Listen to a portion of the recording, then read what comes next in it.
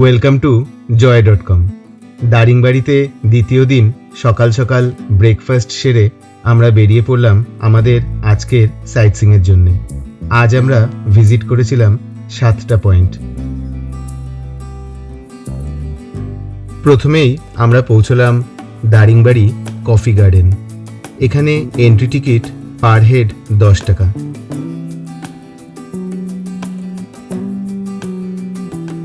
Coffee গাছের সাথে সাথে এখানে রয়েছে নানান প্রজাতির গাছ, অনেকটা আমাদের কলকাতার বোটানিক্যাল গার্ডেনের মতো। আমি এখন কফি বাগান থেকে কফি তুলছি। এই যে আপনারা দেখুন, কফি ছোট ছোট হয়েছে কষি।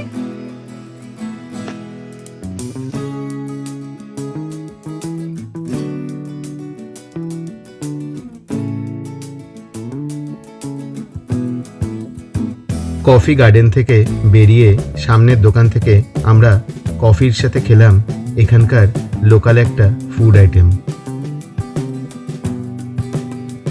এরপর আমরা চললাম আমাদের পরবর্তী পয়েন্ট নেচার পার্ক, যা বাটারফ্লাই পার্ক নামেও পরিচিত।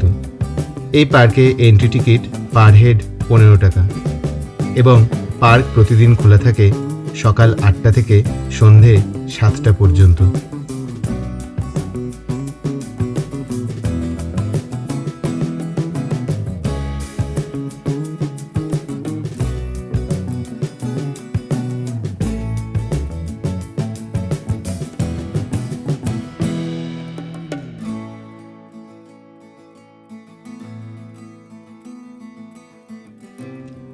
এই পার্কে নানান প্রজাতির প্রজাপতি ছাড়াও রয়েছে ফুলের বাগান, ছোটদের জন্যে নানান রাইড, আর চড়কৃষির মূর্তির চারপাশ ঘিরে রয়েছে একটি ঔষধি গাছের বাগান।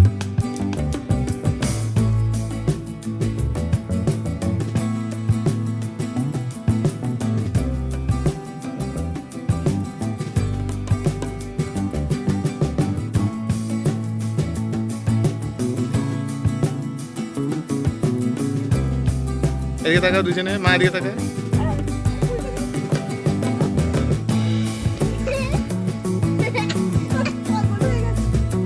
এদিকে তাকা, মা এদিকে তাকা।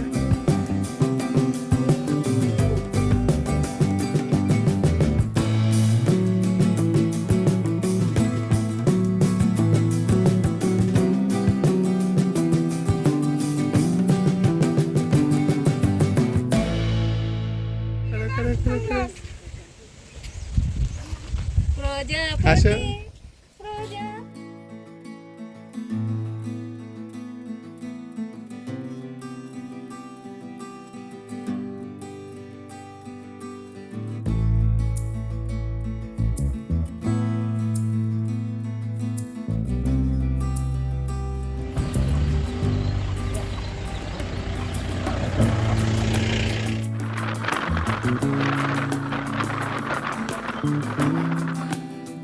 নেচার পার্ক থেকে বেরিয়ে আমরা পৌঁছলাম আমাদের আজকের তৃতীয় গন্তব্য লাভার্স পয়েন্ট। দারিংবাড়ি মূল শহর থেকে প্রায় 13 কিলোমিটার দূরত্বে অবস্থিত এই লাভার্স পয়েন্ট।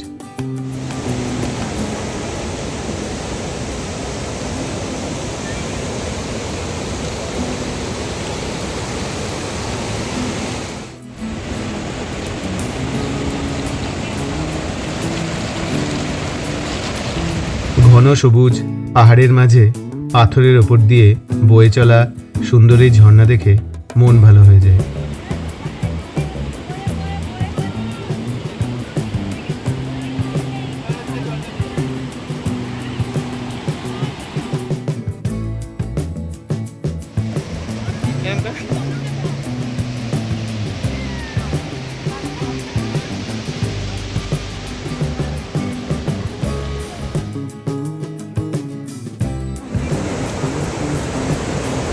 এদিক ফিরে কর।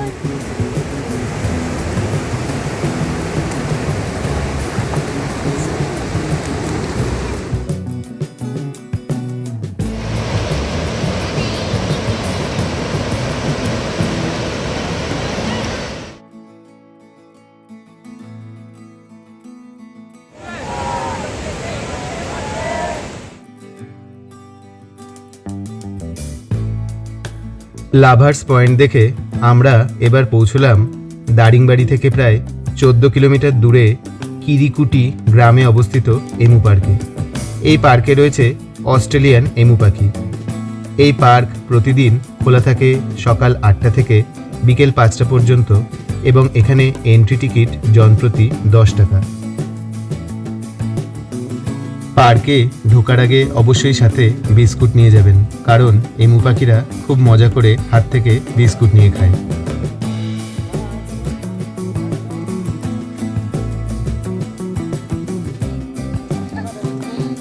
আরে ওপর দিয়ে দাও, দাও দাও দাও দাও।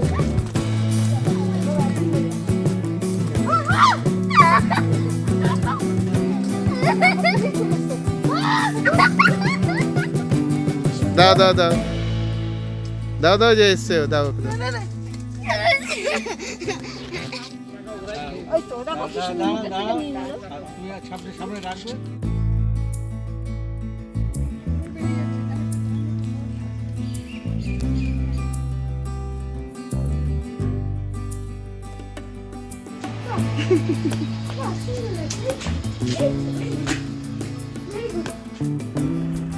চড়াই উতরাই পথ ধরে আমরা এবার পৌঁছলাম আমাদের পরবর্তী পয়েন্ট মান্দাসারু গিরিখাতে অবস্থিত পিসুগ্লুন্ডু ওয়াটারফল। কান্ধামাল জেলার স্থানীয় ভাষায় পিসু কথার অর্থ জল আর গ্লুন্ডু কথার অর্থ বিন্দু, মানে জলবিন্দু।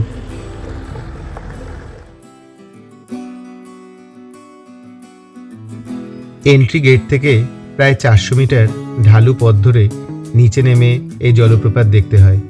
তাই যাদের দমের সমস্যা অথবা হাঁটুর সমস্যা আছে তাদের এই ওয়াটারফলটা স্কিপ করাই ভালো।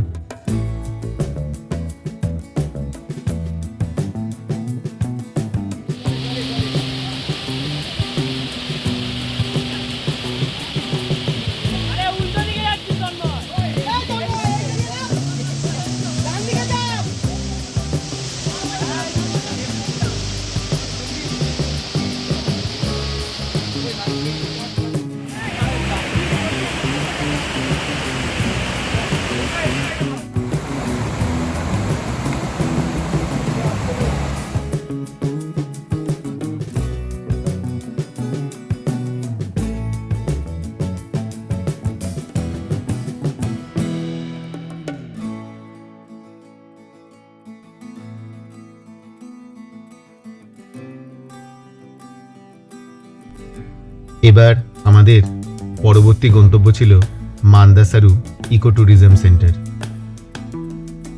মান্দাসারু বিখ্যাত এর প্রাকৃতিক সৌন্দর্য ও মনোরম পরিবেশের জন্য। মান্দাসারু সাইলেন্ট ভ্যালি অফ ওড়িশা নামেও পরিচিত।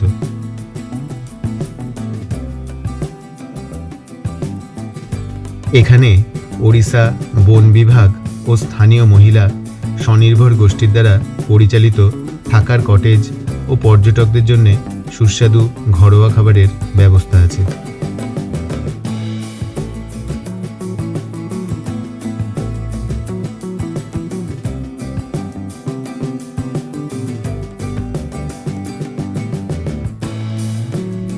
আমরা এই দিন এখানে ভাত, ডাল, ভাজা, সবজি, এঁচোড় চিংড়ি ও দেশি মুরগির মাংসের ঝোল সহযোগে সারলাম দুপুরের লাঞ্চ।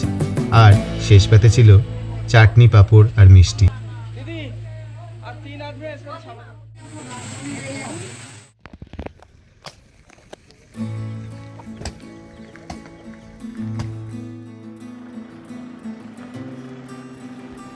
আমাদের দারিংবাড়ি ট্যুরের দ্বিতীয় দিনের সপ্তম তথা শেষ ডেস্টিনেশন ছিল Daringbadi sunset point.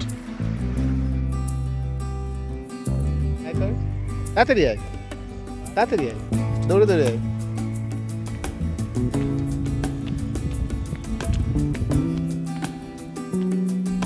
Daringbadi sunset পয়েন্টে উঠে প্রথমেই রয়েছে সুন্দর একটি হনুমানজির মন্দির।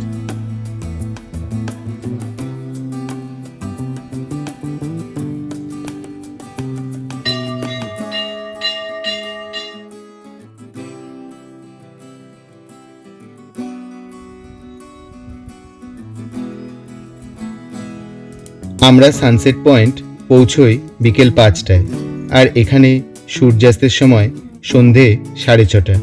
তাই এখানে আমরা প্রায় 1.5 ঘন্টা অপেক্ষা করলাম আর পাহাড়ের ওপর থেকে চারপাশের ভিউ এনজয় করলাম। সানসেট পয়েন্ট থেকে পুরো দারিংবাড়ি শহরের টপ ভিউ খুব সুন্দর দেখা যায়।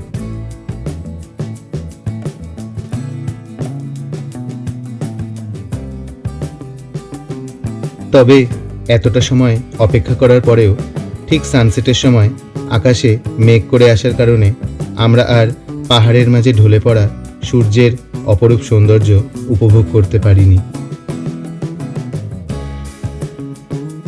যাই হোক, এরপর আমরা আমাদের দ্বিতীয় দিনের সাইটসিং পর্ব শেষ করে সন্ধেবেলা পৌঁছলাম আমাদের হোটেলে। দারিংবাড়ি ট্যুরের তৃতীয় তথা শেষ দিনের ভ্রমণ বৃত্তান্ত থাকছে পরের ভিডিওতে। ধন্যবাদ।